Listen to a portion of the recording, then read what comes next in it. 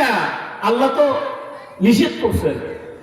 আমি খাদিজার যুগে যাননি, কয় বাড়ি যান, কয় আমার খাদিজার সোয়ালের রব আমি নিজে দিব, মন কান্না কি কেন আসে না? কয় হুজুর খাদিজার কবরে মন কান্না কি আসবে না, প্রশ্ন হবে না, আল্লাহ নিজে দিয়ে দিছি। সুবহানাল্লাহ।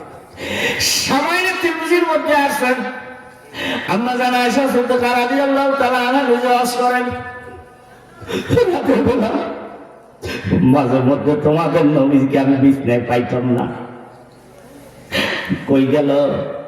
রাতের বেলা আমার পাশেই তো ঘুমাইছিল বিশ্ব নবী হুজুর সাল্লাল্লাহু আলাইহি ওয়াসাল্লাম, কই গেছে তারে আমি কেন পাই না? কি হলো, কি ব্যাপার? আমি হাঁটতে হাঁটতে যখন ওই রাতের বেলা খাদিজার কবরের পাশে যাইতাম, দেখি সেখানে দাঁড়িয়ে দাঁড়িয়ে খাদিজার কবর জিয়ারত করে আর দয়াল নবী চোখের পানি চাইলে। আমি জিজ্ঞাসা করতাম, ইয়া রাসূলুল্লাহ, একজন বৃদ্ধ মহিলার জন্য বিশ্ব নবী গভীর রাতে ঘুম থেকে উঠিয়া তোমার স্ত্রীর কবরের পাশে দাঁড়াইয়া এভাবে কান্দে, কেমন দেখা যায়? আমরাই তো একাধিক স্ত্রী আছি। আল্লাহ রাসূল সাল্লাল্লাহু আলাইহি ওয়াসাল্লাম বলতেন, ও আয়েশা সিদ্দিকা, তোমরা আমার সুখের জীবনের স্ত্রী, আমার খাদিজা আমার কষ্টের জীবনের স্ত্রী, আমার দুঃখের জীবনের। আহা, হেরা গুহায় যখন ধ্যানে মগ্ন থাকতেন 3 দিন 4 দিন পর্যন্ত খবর থাকতে না। কাঁটাযুক্ত পাহাড় বেয়ে বেয়ে কত কষ্ট করে ওই পাহাড়ের উপরে আম্মা জান নিজে নবীজির জন্য খাওয়ানো। এই জন্য 3 জনের মধ্যে উনি একজন দামি। সুবহানাল্লাহ। তারপর বাঁচতে আয়েশাটা ফাতুল আয়েশাটা আলা নিসায়ে কাফাতি সারির, বলুন সুবহানাল্লাহ। নারী জগতের মধ্যে আমার আয়েশা সিদ্দিকা শ্রেষ্ঠ। যেমন শ্রেষ্ঠ খাদ্য জগতের মধ্যে সারি, তেমনি শ্রেষ্ঠ নারী জগতের মধ্যে আমার আয়েশা সিদ্দিকা। সুবহানাল্লাহ, সুবহানাল্লাহ। একজন মহিলা সবচেয়ে দামি, তিনি হলেন আয়েশা সিদ্দিকা রাদিয়াল্লাহু তাআলা আনহা, যার শানে কোরআনুল কারীমে সূরা নূরের মধ্যে 18 আয়াতে কারিমা নাযিল হয়েছে, বলুন সুবহানাল্লাহ। আল্লাহ যদি তৌফিক দেয়, সূরা নূরের মধ্যে যে এত মজা, এত নূর, আল্লাহ তৌফিক দিলে আসলে ও সমস্ত সূরার তাফসীর একদিন 2 রাতে কিছুই করা যায় না। ওনার বারাত সম্পর্কে, ওনার পবিত্রতা সম্পর্কে, ওনার ফজিলত সম্পর্কে সুবহানাল্লাহ আল্লাহ নিজে বয়ান করেছেন সূরা নূরের মধ্যে 18 আয়াতে কারিমা। আম্মা জান আয়েশা সিদ্দিকা কে ছিলেন? সুবহানাল্লাহ, যার 6 লক্ষ হাদিস মুখস্থ ছিল। সুবহানাল্লাহ। সুতরাং আমি ওদিকে যাব না। এই সূরার সর্বপ্রথম আছে হুরুফ মুকাদ্দাত কাফ হা ইয়া আইন সাদ।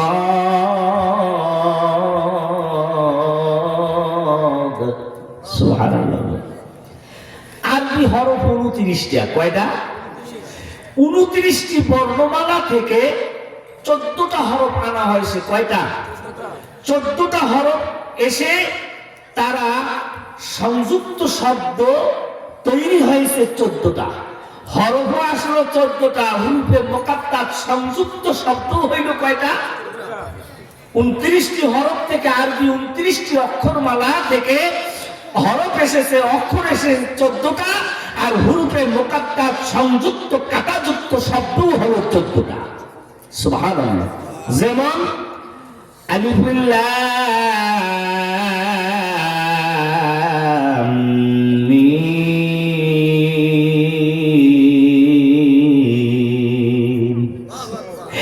আলিফ লাম রা, তাহা ইয়াসিন,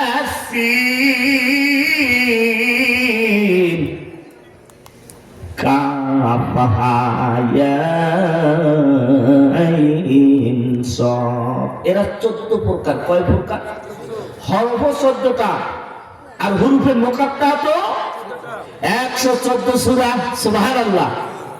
114টা সূরার 29টি সূরার শুরুতে হরফে মুকাত্তাত বসেছে। সুবহানাল্লাহ। 29টি সূরার শুরুতে হরফে মুকাত্তাত। ইয়াসিন। সুবহান। এখন আসি এ দ্বারা কি অর্থ বোঝায়। ও আমার ভাইরা, সমস্ত তাফসীরের কিতাবে সমস্ত মুফাসসির কিরামগণ এই সমস্ত হরফে মুকাত্তাতের ব্যাখ্যা বিশ্লেষণ অর্থ কেউ করে নাই। ওই জগতের মধ্যে কেউ ডুব দেয় না, ওই জগতের মধ্যে কেউ জাপ দেয় না। দরিয়াতে কিস্তি বেরু সুদ হাজার, দরিয়াতে কিস্তি বেরু সুদ হাজার, কে পয়দানা সুদ তত্তায় বরকিনার। ওই সাগরের মধ্যে বড় বড় জাহাজে ডুব মারছে বাবুরে, ওই সমস্ত জাহাজে আর কোনোদিন কোন কিনারায় ফিরে আসতে পারে নাই। কাজেই ওই সমস্ত আয়াতে কারিমাগুলি হরফে মুকাত্তাতের গুলিতে নজর দিলে বাবা ওই সাগরে নিজেকে নিজে হারাইয়া ফালাইবেন। ওই সাগরের মধ্যে যে কি মনি মুক্তা আছে, ওই জগতের মধ্যে যে আল্লাহ কি ভান্ডার রেখেছে আল্লাহ ভালো জানে। দুনিয়ার কোন মানুষকে অর্থ শিক্ষা দেয় নাই। আলিফ লাম মিম, আলিফ লাম রা, আল্লাহু আ'লামু বিমুরাদিহি। একমাত্র আল্লাহই ভালো জানে। তবে এতটুকু বলা যায়, এগুলো জ্ঞান গর্ব সার গর্ব কোরআনুল কারীমের সিলমোহর। এগুলোর মধ্যে যে ব্যাখ্যা রয়েছে বাবা একটু নজর দিলে সুবহানাল্লাহ, যার কোনো শ্বাস নাই, সংখ্যা নাই, হক নাই, এর দ্বারা যে কত রহস্য আছে, কত কিছু বাবারে। এগুলি কোরআন শরীফের এমনও সিলমোহর, এটা এমন খোদাই করে সিলমোহর কোরআনে কারীমে আল্লাহ মেরে দিছে। এটা বোঝা গেল এটা আসমানি আওয়াজ, এটা আসমানি আওয়াজ, এতে কোনো সন্দেহ নাই। ও আমার ভাইজান, যিকরু রাহমাতি রাব্বিকা আবদাহু যাকারিয়া।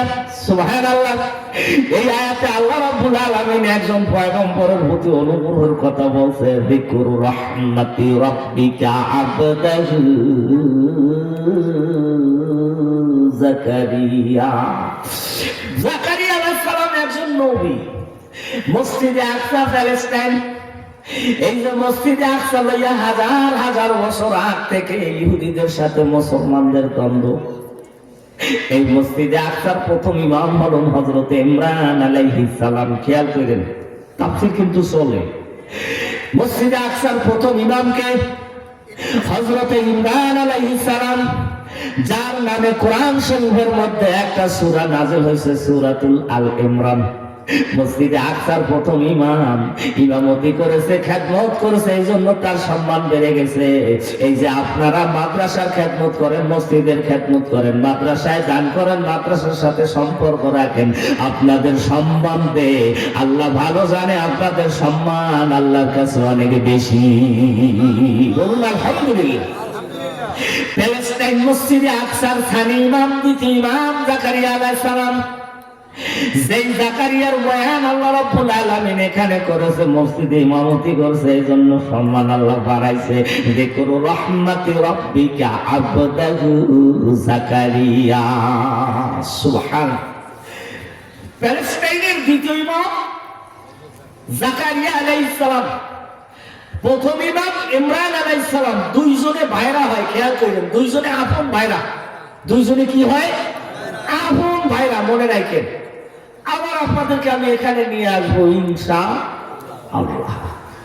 ও আমার ভাইজান, এই যে মসজিদে আকসা হযরত সুলাইমান আলাইহিস সালাম জিনদের দ্বারা নির্মাণ করাইছিলেন। বা সুলাইমান দাদা মুলক সরওয়ারি, বা সুলাইমান দাদা মুলক সরওয়ারি, সুদমতি খাতেমা সদবরি। সুলাইমানকে দিতেন আল্লাহ সরদারি, সুলাইমানকে দিতেন আল্লাহ সরদারি, তার আংটির তাবে হইছে সব দেবরি। সুবহান। ভাইও, সুলাইমান আলাইহিস সালামের এক শ্রেণীর জিন সৈন্য ছিল। ওই জিন সৈন্যদেরকে যদি কমান্ড দিত, তোমরা হাজার হাজার মাইল মাটির নিচে চলে যাও। ভাইজান তাফসীরের মধ্যে লেখছে হাজার হাজার মাইল মাটির নিচে জিনেরা মুহূর্তের মধ্যে ঢুকে পড়তো। আমার মাটির নিচের গুপ্তধন, মাটির নিচে হীরার খনি, রৌপ্যের খনি, মণিমুক্তার খনি যা আছে এবারে উঠাইয়া দাও, জিনেরা কাজ করে উঠাইয়া দিত। একদিন পয়গম্বর সুলাইমান আলাইহিস সালাম বলে, ও আমার দিন সেনাবাহিনীর, আমি একটা মসজিদ বানাবো, এই মসজিদের নাম হবে মসজিদে আকসা। একটা মসজিদ বানাবো, আমার মাটির নিচ থেকে হীরা, মণি, মুক্তা, রূপ দিয়ে, স্বর্ণ দিয়ে, জওহর দিয়ে, ইয়াকুত দিয়ে, মরমর পাথর দিয়ে একটা মসজিদ বানায় দাও। আমার ভাইজান, জিনেরা মসজিদ নির্মাণ শুরু করে দিল। মসজিদ নির্মাণ শেষ। যেহেতু আমার ভাইজান হযরত সুলাইমান আলাইহিস সালাম বিদায় হয়ে গেছেন 415 বছর আগে, 415 বছর পরে এই বাইতুল মুকাদ্দাসের উপরে সর্বপ্রথম আমার ভাইজান নাফরমান বাদশা, বদমাইশ বাদশা বক্তনসর হামলা করেছে। সেই সময় সুলাইমান আলাইহিস সালাম 415 বছর আগে দুনিয়া থেকে বিদায় নিছে। 415 বছর পর ইন্তেকালের পর বক্তনসর বাইতুল মুকাদ্দাসের উপরে হামলা করছে। কারণ জানে বাইতুল মুকাদ্দাসের মধ্যে হীরার খনি আছে, মণিমুক্তার খনি আছে, রত্নের খনি আছে। যেহেতু জিনেরা মাটির নিচ থেকে এই সমস্ত দামি দামি জিনিসগুলো উঠাইয়া মসজিদ বানাইয়া দিছে। বাবারে, একদিনের তাফসীরে আমি আপনাদের কত জানাবো, কত বলবো, আমার সামনের আয়াতগুলি সামনে সামনে ভাসে। কোন জগতে কোন দরিয়ায় আমি আপনাদেরকে নিয়ে যাব দেবো, কোনো কুল কিনারা পাই না। আপনাদের 3 দিনের মাহফিলে আমার একদিনের মেহমান করাটা আপনাদের ভুল হয়ে গেছে। ও আমার ভাইজান, তাফসীরে কুরতুবী শরীফের মধ্যে ইমাম কুরতুবী রাহমাতুল্লাহ আলাইহি লেখছে 1,70,000 যানবাহন, 1,70,000 গাড়ি বহরে করে বক্তনসর বাইতুল মুকাদ্দাসের উপরে হামলা কইরা হীরার খনি, স্বর্ণের খনি, রৌপ্যের খনি, মণিমুক্তার খনিগুলি ওই যে জিনেরা মাটির নিচ থেকে মসজিদে আকসা কইরা দিয়েছে, এই সমস্ত সম্পদগুলি দিয়া ওগুলি সব কিছু গাড়ি বহরে কইরা 1,70,000 গাড়ি বহরে করে নিয়ে গেছে। মসজিদে আকসার সম্পদ নিয়ে গেছে। বক্তনসর ইরাকের বেবিলন তথা বাবেল শহরে সংরক্ষিত একটা আগারের মধ্যে, ঘরের মধ্যে মজুদ রাখছে, জমা রাখছে। হাজার হাজার বছর চলে গেছে। সেই স্বর্ণ, রৌপ্য, হীরা, মণিমুক্তা কেউ টাচ করতে পারে না। একজন যদি কেউ টাচ করে সে দুনিয়া থেকে বিদায় হয়ে যায়, অসুস্থ হইয়া পড়ে। এখনো বাইতুল মুকাদ্দাসের সেই সম্পদগুলি ইরাকের বেবিলন শহরে মজুদ রয়েছে। ইমাম কুরতুবী রাহমাতুল্লাহ আলাইহি তাফসীরে কুরতুবী শরীফের মধ্যে লেখেন, যখন ইমাম মাহদী আলাইহিস সালাম দুনিয়ায় আসবে 1,70,000 স্টিমারে কইরা বাইতুল মুকাদ্দাসের হীরা, মণিমুক্তাগুলো নিয়ে আসবে। বাইতুল মুকাদ্দাসের সম্পদ বাইতুল মুকাদ্দাসে জমা দিবে। এই জন্য ফিলিস্তিনবাসীদের মসজিদে আকসার আশেপাশের মানুষের সাথে আমার ভাইরা মসজিদে আকসার আশেপাশের বাসিন্দাদের সাথে ইসরায়েলের সাথে এইটাই দ্বন্দ্ব। এরা চায় মসজিদে আকসা আমারও দায়টা, মসজিদে আকসা আমাদের ভূমি, আমরা দখল করি। আর ফিলিস্তিনবাসীরা কয় না, জীবন যাইতে পারে, ফিলিস্তিনবাসীরা মসজিদে আকসা ইসরায়েলও দেবে না। আমার ভাইরা ওরা জানে মসজিদে আকসার ফাউন্ডেশনের নিচে, মাটির নিচে বাদশা সুলাইমান আলাইহিস সালাম জিন্দের দ্বারা হাজার হাজার বিলিয়ন ট্রিলিয়ন স্বর্ণ, রৌপ্য, হীরা, মণিমুক্তা এখনো মাটির নিচে, মসজিদে আকসার নিচে এখনো গোপন রয়ে গেছে। এই জন্য মসজিদে আকসা লইয়া ওনাদের যত যুদ্ধ, যত বিদ্রোহ, হাজার হাজার বছর আগ থেকে শুধু এই মসজিদে আকসা লইয়া দ্বন্দ্ব।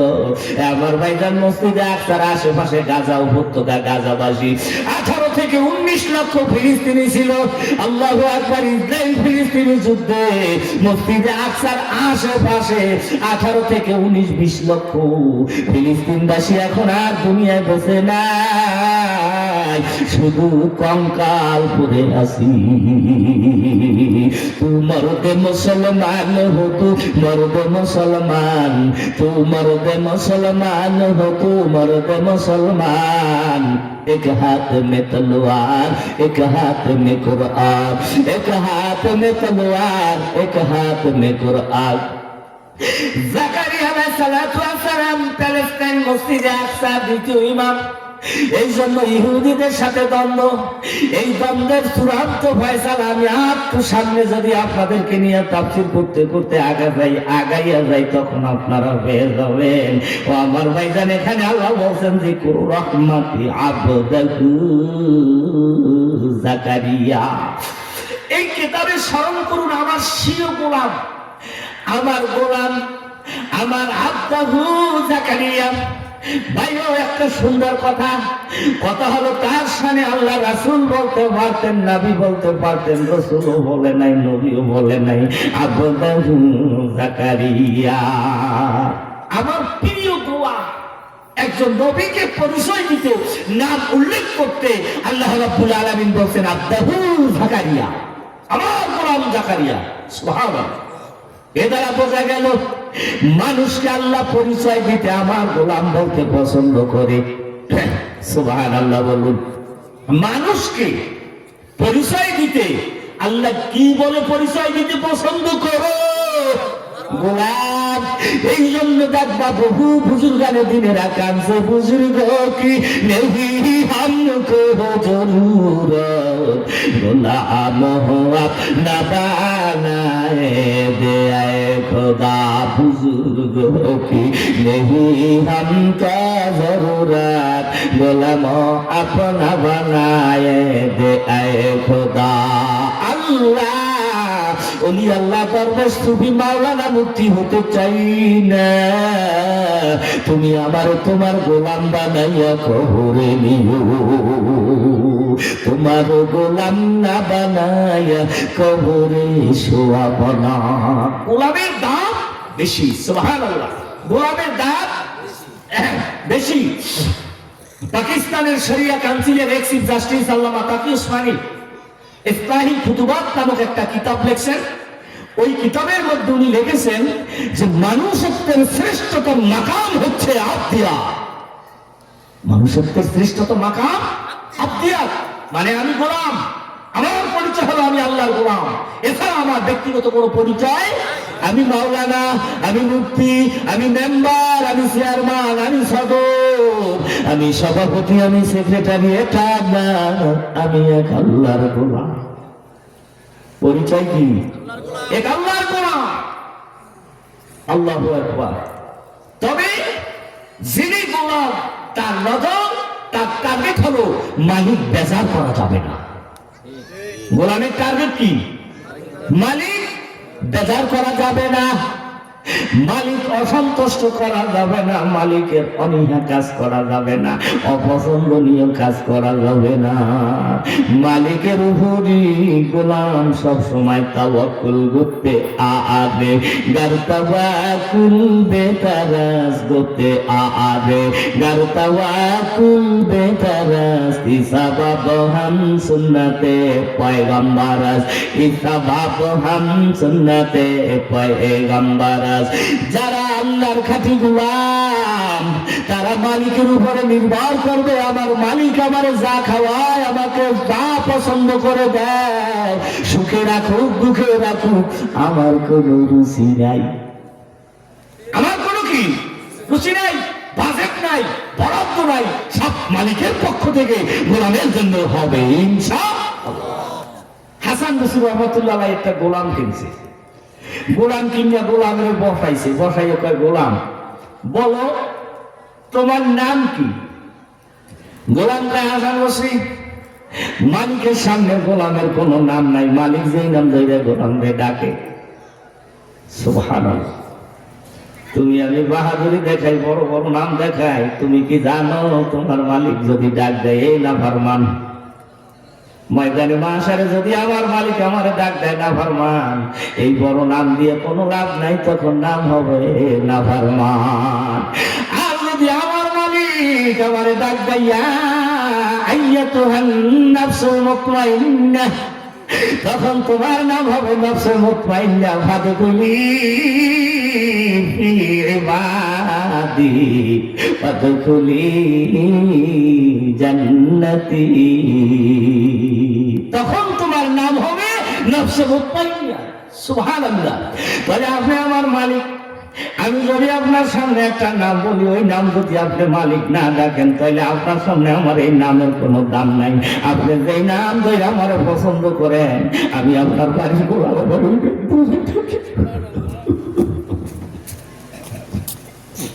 ও গোলাম, তোমার খাওয়ার রুচি কি?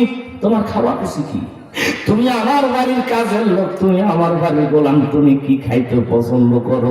এখন গোলাম বেচারা বলে, মালিকের বাড়ি, মালিকের সামনে গোলামের কোনোদিন চয়েস থাকে না। চয়েস থাকতে পারে? আমি বাড়ির গোলাম, আমি যদি কই সকালে গরম খাবো, মালিক কিনবে?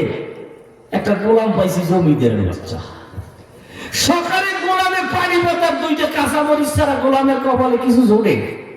হ্যাঁ, উনার সকালে গরম পোলাও কোরমাকে খাওয়াবে।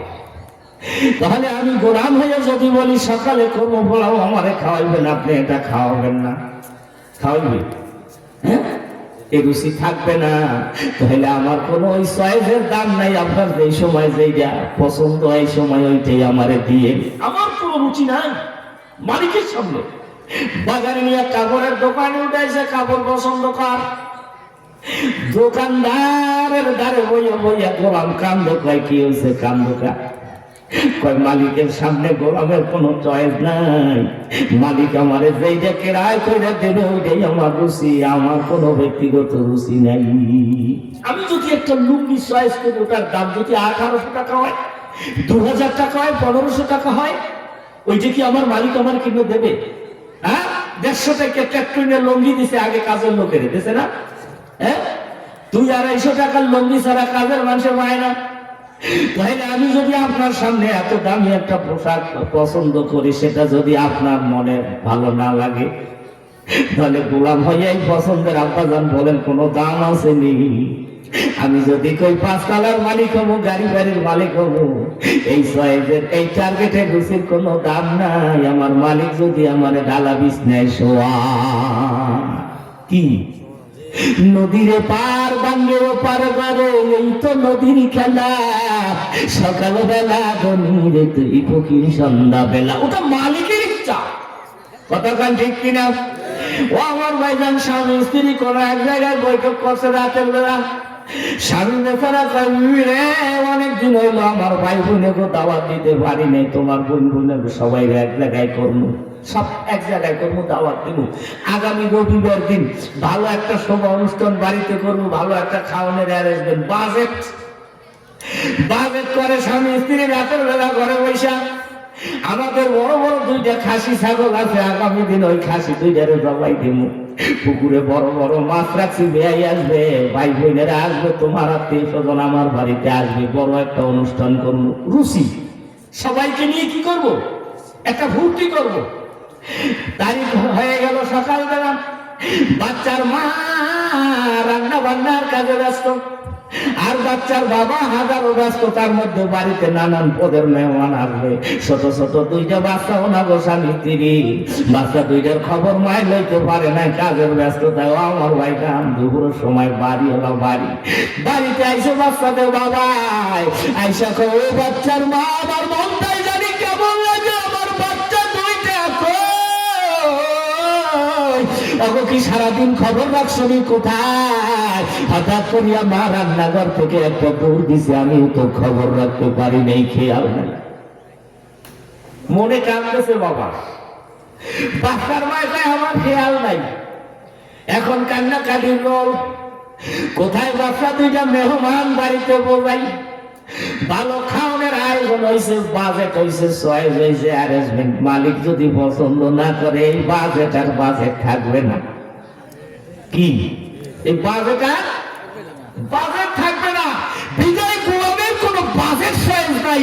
গুতে আবে গারতাওয়া কুলবে তারাস ইসাবাত হাম সুন্নতে পয়গম্বরাস। সব সময় ওই মালিক মাওলার উপরে আব্বাজান তাকুল কইরে থাকবেন, ভরসা কইরে থাকবেন। তিনি যদি আপনার স্বর্ণ মহলে আল্লাহ রাখে, তাহলে স্বর্ণ মহলেই থাকবা। আল্লাহ যদি মাটির মহলে তোমার লেদাইত বা গুম করা, তুমি ওই মাটির জমিনেই বাস করবা। বাচ্চা 2টা পুকুরের মাঝখানে মরা ভাইসা আছে, কোন সময় যে গলাগলি দইরা পুকুরে পড়ছে, ময়রা ভাইসা আছে। এখন বলে কার খাওন কে খায়? খাওয়াও নাই, পানিও নাই, ওই বাড়ির চুলায় 1 মাস পর্যন্ত আগুন জ্বলে না। होते आगे डरता हुआ कुल बेदरस्त इसा बाबा हम सुन्नते पैगम्बर আমি একটা বিবাহ অনুষ্ঠানে গেলাম বরযাত্রী আমি যাব না জোর করে নিছে আমি তো বাবা আমার প্রোগ্রাম আছে কই হুজুর আপনারে তাড়াতাড়ি বিদায় দেব আমি বরযাত্রী হিসেবে ওনাদের সাথে গেলাম যখন খানার প্লেটটা আসে এটা তো সবাই জানে বিয়ে বাড়ির রোজ থাকবে গোস্ত থাকবে কি ভালো মানে খাওয়ান থাকবে না খাওয়ানগুলি সামনে হাজির এমন সময় দেখি আমার মোবাইলে রিংটোন বেজে উঠলো খানা খাবো বিয়ে বাড়ি বরযাত্রীর খাওয়ান কত দামি দামি খাওয়ান মোবাইলে রিংটোন কি কেন ফোন আসলো রিসিভ করিয়া শুনি শোক সংবাদ খানার প্লেটটা সামনে থেকে সরাইয়া খালি দৌড়াই কি এই দামি খাওয়ান গোলামের জন্য মালিক বাজেট করে নাই চয়েস করে নাই কথা ঠিক এই জন্য গোলাম বলছে হাসান বসরি গোলামের কোনদিন চয়েস নাই বাজেট নাই কি প্রতিদিন প্রোগ্রাম করে 2 দিন 3 দিন আগ থেকে কর্তৃপক্ষ ফোন দেয় হুজুর মাহফিল ইন্তজামিয়া কমিটি জানতে চায় হুজুরে কি খাইতে চায় কি রুচি কি অরুচি কি অপছন্দ কি পছন্দ এক কথায় বইলা দে বাবা গোলামের কোন চয়েস নাই গোলামের কোন চয়েস নাই বাবা যদি আপনার জন্য কিছু চয়েস করিয়া দেয় ওইটাই হলো গোলামের চয়েস ওইটাই খুঁজি ভালো খাওয়া মন্দ খাওয়া তার তরফ থেকে হবে গোলামের কোন টাকা পড়ি নাই গ্রহণ করি নাই বড়াই নাই আল্লাহু আকবার আল্লাহ যেন তোমারে আমারে তার খাঁটি গোলাম হিসেবে কবুল করি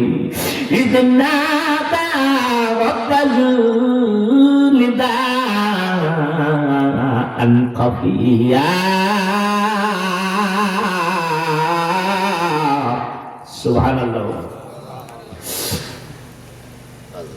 জাকারিয়া আলাইহিস সালাম গভীর রাত্রে নিঝুম নিরালায় নিস্তব্ধ সময় ঘুম থেকে উঠে আল্লাহকে ডাক দিছে নিঝুম নিরালা একেবারে কোনো মানুষের শব্দ নাই কোনো মানুষ সজাগ নাই একেবারে নীরবে নিভৃতে গোপনে অতি একাকী সময় মৃদু মধু আওয়াজ যেই শব্দ পাশের মানুষের শুনতে যেন না পায় নেতা খাফিয়া আল্লামা কাজী নাসিরউদ্দিন বাইজাবি রাহমাতুল্লাহ আলাইহি তাফসীরে বাইজাবি শরীফের মধ্যে আয়াতের সুন্দর ব্যাখ্যা দিয়েছে সুবহানাল্লাহ নিদান খাফিয়া মৃদু মৃদু আওয়াজ সুফি আওয়াজ ওই আওয়াজে দোয়া করতেছে আল্লাহরে ডাকতেছে গভীর রাতে কেউ যেন না শুনে এমন ভাইজান কেন নিদান খাফিয়া করেছেন মৃদু মধু আওয়াজে ছোট ছোট আওয়াজে উনি কেন দোয়া করছেন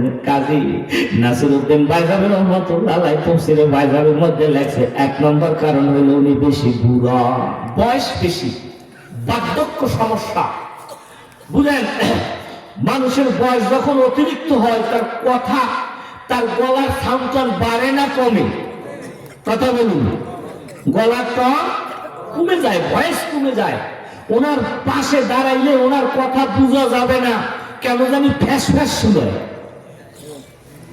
কারণ বয়স বেশি মুখ দিয়ে দাঁতের ফাঁকা দিয়ে কথা বের হয় বেশি বোঝা যায় না জোরেও বলতে পারে না গলার টন কি বার্ধক্যজনিত অবস্থার কারণে কমে গেছে 1 নম্বর কারণ নিদান খাফিয়া তিনি যে সুফি দোয়া করছে মৃদু মধু আওয়াজে দোয়া করছে তার বয়স বেশি বাইজান তাফসীর ইবনে কাসিরের মধ্যে লেখছে ওই সময় জাকারিয়া আলাইহিস সালামের বয়স 120 বছর বয়স কত 120 নাম্বার 1 বয়সের কারণে গলার আওয়াজ কম নাম্বার 2 এমন একটা দোয়া ওই নিঝুম নিঃশব্দ রাইতে নিঝুম নিরালায় বৈশা করবে এই দোয়াটা যেন কেউ না শোনে খেয়াল করেন এমন একটা দোয়া জাকারিয়া আলাইহিস সালাম গভীর রাত্রে সুফি ঘুম থেকে উঠা করে আল্লাহর কাছে বলে যে কেউ যেন না শোনে এই জন্য সে চুপি দোয়া করেছে চুপি দোয়া মৃদু মৃদু দোয়া। আল্লাহু আকবার। কিছু কিছু দোয়া আছে মানুষের শুনলে বিপদ হবে, মানুষের শুনলে বিপদ হবে। এবার আপনার ভিতর দিলে ধরে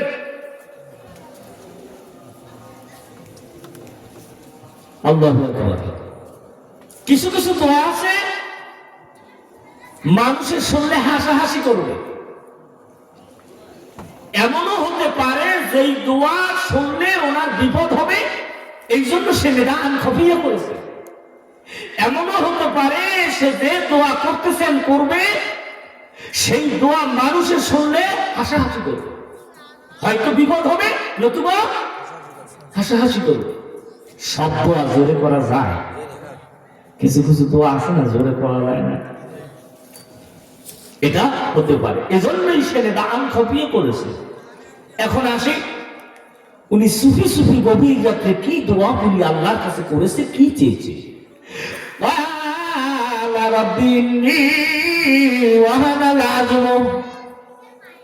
আল্লাহ আমার বয়স এত হইয়া গেছে, রব্বিন্নি ওয়াহানা আল-আযমু, আমার বয়সের কারণে জয়েন্ট পয়েন্ট দুর্বল হয়ে গেছে। ওয়াহানা আল-আযমু দ্বারা তাফসীরের মধ্যে লেখছে আমার মেরুদণ্ড বাঁকা হয়ে গেছে। বেশি বয়স হয়ে গেলে মানুষ এইভাবে বাঁকা হয়ে যায়, দেখছে বয়সের ভারে এইভাবে বাঁকা হয়ে যায়। আল্লাহ আমি এত বাঁকা হয়ে গেছি আমার বয়সের কারণে, প্রতিটি জয়েন্ট পয়েন্ট দুর্বল। ওয়াহানাল আযমু মিন্নি,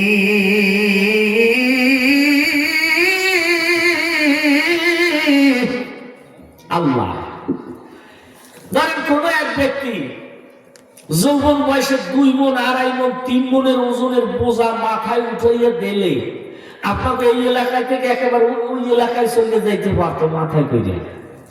এখন সেই ব্যক্তির বয়স 90 কোঠায়, এই বোঝাটা যদি ওনার মাথায় এখন উঠাইয়া দেন,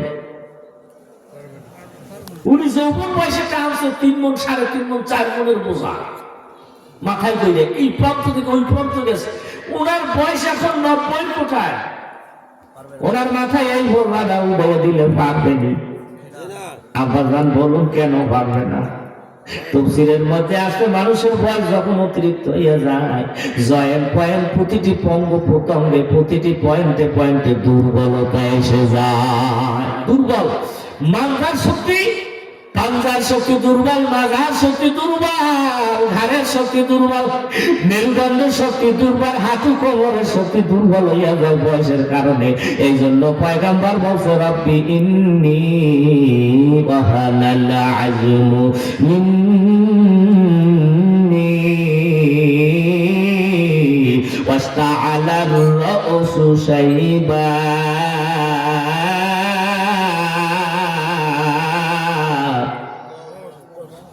প্রথম দোয়া কি? আমি দুর্বল। প্রথম দোয়া কি? আমি দুর্বল। কোন দিক দিয়া? শরীরের গঠন প্রণালীর দিক দিয়া আমি কি দুর্বল। অথবা ওয়াহানাল আযমু মিন্নি, আমার বয়সের কারণে মেরুদণ্ড বাঁকা হয়ে গেছে। ওয়াস্তাআলার রা'সু শাইবা, আল্লাহ তুমি তাকায় দেখো আমি জাকারিয়ার মাথার চুলগুলি পেকে সাদা হয়ে গেছে। আমার মাথার চুলগুলো কি? দাড়ি চুল একেবারে সাদা। আল্লাহ আমি বয়সের কারণে বাঁকা, মাথার চুলগুলি সাদা। ও আমার ভাইয়েরা, ওয়াকাদ বালাগতু মিনাল কিবারি ইতিয়া, কয় আল্লাহ আমার বয়স এত হয়েছে, বয়সের কারণে আমি লাঠি পর্যন্ত ঠেকছি। মানুষের বয়স যত বেশি হয় লাঠির দিকে যায়, নাকি বলুন? লাঠি ছাড়া চলতে পারে না। আল্লাহ আমার বয়স এত হয়ে গেছে আমি লাঠি ছাড়া চলতে পারি না, আমার লাঠির উপরে ভর করে চলতে হয়। ওয়াকাদ বালাগতু মিনাল কিবারি ইতিয়া। এখন উনি দোয়ায় সর্বপ্রথম নিজের দুর্বলতার কথা প্রকাশ করছে। এ প্রসঙ্গে কাজী সানাউল্লাহ বারিমতি রহমাতুল্লাহ আলাইহি তাফসীরে মাযহারি শরীফের মধ্যে লেখছে মানুষ প্রতি দোয়ার মধ্যে নিজের দুর্বলতার কথা বলে দোয়া করে, ওই দোয়াগুলি কবুল হওয়ার সম্ভাবনা বেশি। সুবহানাল্লাহ। দোয়া করবেন, দোয়ার মধ্যে নিজের দুর্বলতার কথা যদি প্রকাশ করতে পারেন তাহলে সেই দোয়া কবুল হওয়ার সম্ভাবনা কি বেশি। আল্লাহ আমি গরিব মানুষ, দেখছেন দোয়ার সিস্টেম। আল্লাহ আমি গরিব মানুষ, এমন একটা রোগ, এমন একটা মুসিবত আমার সামনে আমার ঘরে এসেছে, আল্লাহ আমার দ্বারা সম্ভব না এই চিকিৎসা করা, এটা দেখাশোনা করা, আমি মস্ত বড় গরিব মানুষ, তাই এই দোয়া কবুল হওয়ার সম্ভাবনা বেশি। আল্লাহ আমি বুড়ো মানুষ, মামলা মোকদ্দমায় পড়ছি, আমি আসামি হয়ে গেছি, আমার দ্বারা এখন দৌড়দৌড়ি সম্ভব না, হাঁটতে পারি না, চোখে দেখি না, কানে দেখি না, কানে শুনি না, আল্লাহ আমি একেবারে দুর্বল, তুমি আমার এই বিপদ থেকে মুক্ত করে দাও। কাজী সাল্লাল্লাহু আলাইহি গেছে ওই দোয়া কবুল হওয়ার সম্ভাবনা বেশি। পয়গম্বর নিজের দুর্বলতার কথা প্রকাশ করে এখন দোয়া করে, কি দোয়া করে ভাইয়া? যেই দোয়াটা জাকারিয়া আলাইহিস সালাম এই নিজম নিরালায় গভীর রাত্রে করবে সাহস পায় না, কিন্তু একটা কথা বলে, ওয়ালাম আকুম বিদুআ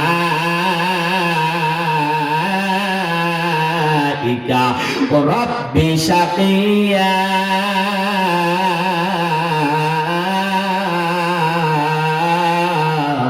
সুবহানাল্লাহ।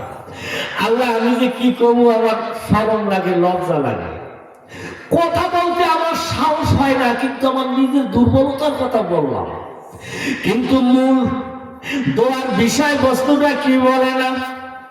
এখন আবার শেষ পয়েন্টে আব্বাজান কি বলে চাইয়া দেখো, আল্লাহ আমি জীবনে যত দোয়া করছি কোন দোয়া ফেরত আসে নাই, জীবনে যাহা চাইছি তাহাই কবুল হয়েছে, বুড়া বয়সের দোয়া তুমি ফেরত দিও না।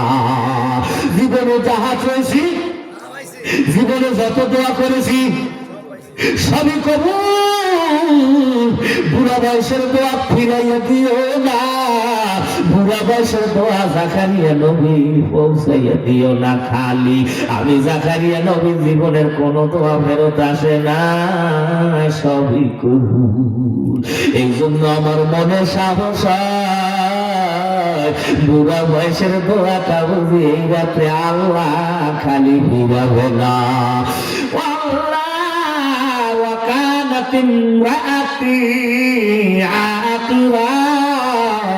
আল্লাহ রে আমার স্ত্রী বন্ধা, আমার স্ত্রী নিঃসন্তান, সুবহানাল্লাহ। আসল রহস্যটা পাইছে, আমার স্ত্রী নিঃসন্তান, আকুরে আমার স্ত্রীর কোন সন্তান নাই। ভাইজান তফসিরের মধ্যে লাগছে ওনার বয়স 120 বছর, ওনার স্ত্রীর বয়স 93 বছর। ওনার স্ত্রীর বয়স কত? 96 বছর। ওনার মেরুদণ্ড বাঁকা হয়ে গেছে, লাঠি ছাড়া চলতে পারে না। এখন দোয়াটা যে করবে সাহস হয় না, কোন দুজনের সিজন মৌসুম শেষ। দুজনের মৌসুম কি? সন্তান জন্ম দেওয়া আর সন্তান পেটে ধারণ করার শক্তি ওনার স্ত্রীর নাই, মৌসুম নাই, সিজন নাই, এই জন্য সাহস নাই। এখন বলে আল্লাহ আমার দি সন্তান আদি না। অকানাতিন আতি আতিরা, আমার স্ত্রী নিঃসন্তান। আমাদের মধ্যে এমন কোন লোক আছে যার জীবনে একটা দোয়া কবুল হবে না, ইন্তেকালের পরে তার দোয়া কবুল হবে। আবার কিছু দোয়া দুনিয়ায় কবুল হবে, কিছু দোয়া ইন্তেকালের পরে কবুল হবে। ভাইজান ইব্রাহিম আলাইহিস সালাম ইন্তেকালের আগে একটা দোয়া করেছিল, সবই দোয়া কবুল হয়েছে। ইন্তেকালের 2500 বছর পরে ইব্রাহিম খলিলুল্লাহর আর একটা দোয়া কবুল হয়েছে। এমন কোন লোক এই মজলিসের মধ্যে থাকতে পারেন জীবনে কোন মজলিসে কোন মজমায় একটা দোয়া কবুল হবে, জীবনে আর আপনার জবানের কোন দোয়া আল্লাহ রিসিভ করবে না, কবুল করবে না। এই জন্য কাজী সানাউল্লাহ বাণীপতি রহমতুল্লাহ আলাইহি তাফসীরের মধ্যে লেখছে, তুমি যখন আল্লাহর কাছে দোয়া করবে একসাথে অনেকগুলি বিষয় উল্লেখ করে আল্লাহর কাছে বলিও। এমনও হতে পারে আজকে দ্বিতীয় দিন আখিরি মোনাজাতে তোমার দোয়া কবুল হবে, এর সাথে তুমি যদি আরো 2-10টা বিষয় একসাথে কইরা একযোগ কইরা একাত্র কইরা দোয়া করো, এই মুহূর্তে এই সময় আপনার মুখের যা বলবেন তাই কবুল হবে, জীবনে আর কোনো দোয়া কবুল হবে না। এই জন্য তাফসীরের মধ্যে লেখছে যে সময় যা চাইবা বেশি করিয়া চাইও, হর গরি তু দেনে কো তৈয়ার হায়, হর গরি তু দেনে কো তৈয়ার হায়, जो ना मांगे उसे तू बेजार है। আল্লাহ আমার স্ত্রী বান্দা, আমার স্ত্রী বাজান, কোন সন্তান নাই, পয়গম্বর এতদিন কি করেছিল আপনাদের প্রশ্ন থাকতে পারে, হুজুর যৌবন বয়সে জীবনে যত দোয়া করছে সবই কবুল হয়েছে, তাহলে যখন স্ত্রীর মৌসুম ছিল, ওনার সিজন ছিল, সেই জীবনে সেই মৌসুমে সন্তানের দোয়া কেন করে নাই? প্রশ্ন আছে না? উনি পুরো বয়সে এখন সিজনে আসলেন কেন, চাইলেন কেন? দরিয়াতে কিস্তি ভেরু শোধ হাজার, কে পয়তা না শুধু তত্তায় বরকিনার। আমার ভাইজান মুফতি শফি রহমাতুল্লাহ আলাইহি তাফসীরে মারুফুল কোরআনের মধ্যে লেখছে, আল্লাহ রাব্বুল আলামিন এতকাল পর্যন্ত জাকারিয়া আলাইহিস সালাম ভুলাইয়া রাখিয়াছিল, ওনার যে সন্তান নাই, ওনার যে ছেলে সন্তান নাই, উনি যে নিঃসন্তান, এটা ওনার মনে ছিল না, ওটা মনে ছিল না। সন্তান হারা বাপ বলে কেউ ডাকে না, এই খেয়াল ওনারও ছিল না, ওনার স্ত্রীরও ছিল না। কোন দিন থেকে ওনার সন্তানের চিন্তা, সন্তানের কথা মনে পড়ে গেছে। ভাইজান তাফসীরের মধ্যে লেখছে, উনি একদিন রাস্তা দিয়ে যায়, তারপরে দেখে একটা মা কবুতর বাচ্চারে খাবার খাওয়ায়। দেখছেন নি কবুতর মা বাচ্চারে যখন খাবার খাওয়ায়, মা নিজে খাইয়া বাচ্চার ঠোঁটের মধ্যে নিজের ঠোঁট খানা ঢুকাইয়া দেয়, আর বাচ্চা খানা মায়ের সামনে ডানা ঝাপটায় পাখা পিঠে। রে বাবা, দেখছেন নি মায়ের সামনে কত আদর সুলভ দেখায়। এই অবস্থাটা জাকারিয়া আলাইহিস সালাম দেখে দু চোখের পানিগুলি ছেড়ে দিছে। একটি ছেলে দে রে আল্লাহ, একটি ছেলে দে, কামাই খাবার আশা নাই রে, দোয়া করবে কে? একটি ছেলে দে রে আল্লাহ, একটি ছেলে দে, কামাই খাবার আশা নাই রে, দাফন দেবে কে? কামাই খাবার আশা নাই রে, দাফন দেবে কে? একটি ছেলে আলেম হলে, একটি ছেলে আলেম হলে, পড়বে কোরআন নিদান কালে, একটি ছেলে আলেম হলে, পড়বে কোরআন নিদান কালে, ভাইগা যাবে মরদুদ শয়তান, বাঁচিবে ঈমান। একটি ছেলে দে রে আল্লাহ, একটি ছেলে দে, কামাই খাবার আশা নাই রে, দোয়া করবে কে? হইয়া ছেলে মইরা গেলে না ডাকিলে বাপ, হইয়া ছেলে মইরা গেলে না ডাকিলে বাপ, বাবার মনে রইয়া যায় রে সারা জীবন দাগ, বাবার মনে রইয়া যায় রে সারা জীবন দাগ। হইয়া ছেলে মইরা গেলে না ডাকিলে মা, মায়ের মনে রইয়া যায় রে সারা জীবন, মায়ের মনে রইয়া যায় রে সারা জীবন দাগ। একটি ছেলে দে রে আল্লাহ, একটি ছেলে দে, কামাই খাবার আশা নাই রে, দাফন দেবে কে? কামাই খাবার আশা নাই রে, দাফন দেবে কে? আল্লাহ দোয়া করে, আমার স্ত্রী নিঃসন্তানা,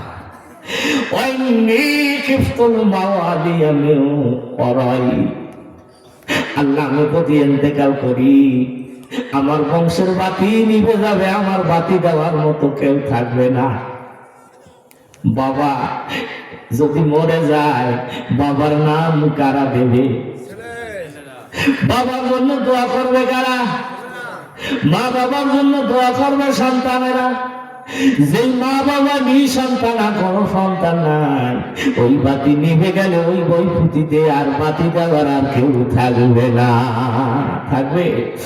আমার মায়েরা, কিছুদিন আগে সর্বসন গিয়েছিলাম। আল্লাহু আকবার, আমার এক বন্ধু খালি বারবার কয় আমার আব্বুর জন্য দোয়া করেন, আমার আব্বুর জন্য দোয়া করেন। সকালবেলা ফজরের পরে লয়ে গেছে আমার আব্বুর কবরের পাশে দাঁড়া করে একটু দোয়া করাবো। তখন চিন্তা করলাম, এই বেচারা যদি নিঃসন্তান থাকতো, আজকে আমাকে এখান থেকে টাইমে কবরের পাশে দাঁড়া করে দোয়া কি করাইতো। কি এইটি ছেলে দে আল্লাহ, এইটি ছেলে দে, কামাই খাবার আশা নাই, দোয়া করবে কি?